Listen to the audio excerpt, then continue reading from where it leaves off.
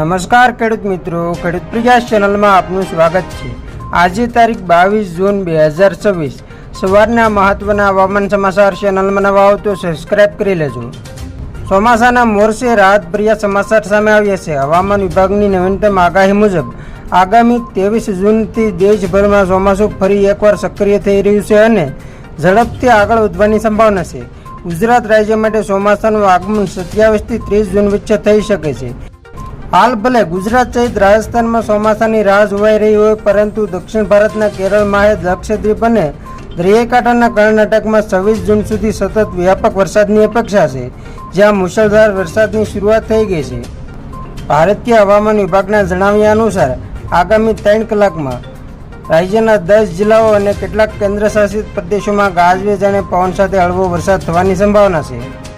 ખાસ કરીને દક્ષિણ ગુજરાત અને સૌરાષ્ટ્રના વિસ્તારોમાં 40 કિમી પ્રતિ કલાકની ઝડપે પવન ફૂંકાય તેવી શક્યતા છે, જેના પગલે હવામાન વિભાગે આગામી દિવસો માટે માછીમારોને દરિયો ન ખેડવા માટે સૂચના આપવામાં આવી છે। આજે વરસાદની વાત કરીએ તો દક્ષિણ ગુજરાતના સુરત, નવસારી, વલસાડ, તાપી, ડાંગ અને નર્મદા જિલ્લામાં ભારે વરસાદની શક્યતા છે, તો સૌરાષ્ટ્રના ભાવનગર, બોટાદ, અમરેલી અને ગીર સોમનાથમાં પણ વરસાદની શક્યતા વ્યક્ત કરવામાં આવી છે। કેન્દ્ર શાસિત પ્રદેશો દીવ, દમણ અને દાદરાનગર હવેલીમાં પણ ભારે વરસાદની આગાહી છે। ગુજરાતમાં 27મી જૂન સુધી વરસાદ પડવાની આગાહી આપવામાં આવી છે।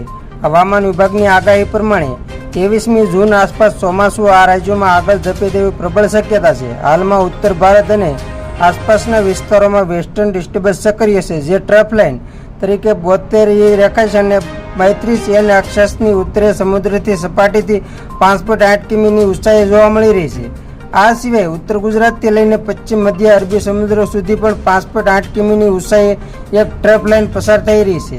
પ્રદેશમાં હાલ નીચલા સ્તરે દક્ષિણ પશ્ચિમ અને પશ્ચિમી પવનો ફૂંકાઈ રહ્યા છે। આ સાથે હવામાન વિભાગે જણાવ્યું છે કે ગઈકાલે ગુજરાત પર સર્જાયેલું સાયક્લોનિક સર્ક્યુલેશન હવે નબળું પડ્યું છે। આ સિસ્ટમની અસરના ભાગરૂપે હવામાન વિભાગ દ્વારા આગામી 2 દિવસ માટે ગુજરાતના વિવિધ જિલ્લાઓમાં વરસાદની આગાહી કરવામાં આવી છે। આવતીકાલે અમદાવાદ, ખેડા, આણંદ, પંચમહાલ, મહીસાગર અને દાહોદમાં હળવો વરસાદ ચાલુ રહી શકે છે। દક્ષિણ ગુજરાતના તમામ જિલ્લાઓમાં વરસાદી વાતાવરણ રહેવાની સંભાવના છે। જો કે સૌરાષ્ટ્રમાં આવતીકાલે માત્ર રાજકોટ, જૂનાગઢ, અમરેલી, ભાવનગર, ગીર સોમનાથ, બોટાદ અને દીવમાં છૂટાછવાયા સ્થળોએ વરસાદની સંભાવના છે, જ્યારે કચ્છ અને સૌરાષ્ટ્રના બાકીના વિસ્તારોમાં હવામાન સૂકું થઈ જશે। હવામાન વિભાગના વેધર મેપ પ્રમાણે ગુજરાતમાં આગામી 7 દિવસ મહત્તમ તાપમાન સ્થિર રહેશે। મહત્તમ તાપમાનમાં કોઈ મોટો ફેરફાર શક્ય નથી। તો ખેડૂત મિત્રો, આ હતા સવારના મહત્વના હવામાન સમાચાર। ફરી વખત મળશું નવી અપડેટ સાથે। ત્યાં સુધી જોતા રહેજો ખેડૂત પ્રયાસ યુટ્યુબ ચેનલ।